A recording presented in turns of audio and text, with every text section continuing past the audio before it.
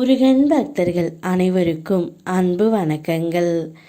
என் அன்பு குழந்தையே, நீ நினைத்தது எல்லாம் நடக்கும் நேரம் வந்துவிட்டது தங்கமே. நீ கேட்டதை எல்லாம் கொடுக்கும் நேரம் வந்துவிட்டது.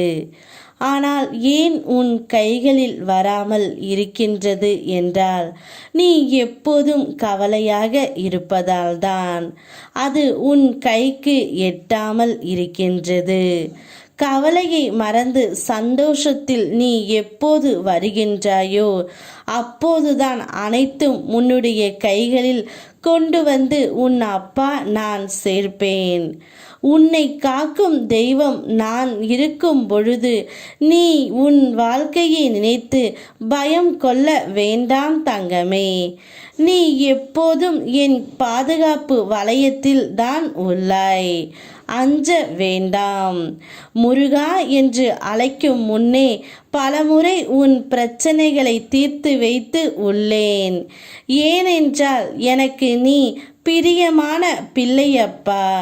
நான் இருக்கும் தைரியத்தில்தான் நீ எங்கும் செல்கின்றாய்.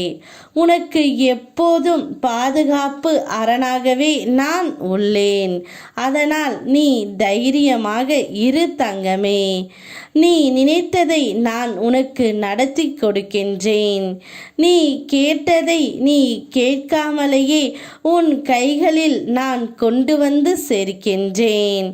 நிச்சயம் உன்னுடைய வாழ்க்கையிலும் சரி, உன்னுடைய வீட்டிலும் சரி, என்னுடைய அருளால் நல்லது இனிமேல் நடந்து கொண்டே இருக்கும். எதை நினைத்தும் நீ மனதிற்குள் போட்டு குழப்பிக் கொள்ளாதே தங்கமே. உன்னோடு உன் அப்பன் நான் இருக்கின்றேன் என்று என்னை நினைத்து கொள்.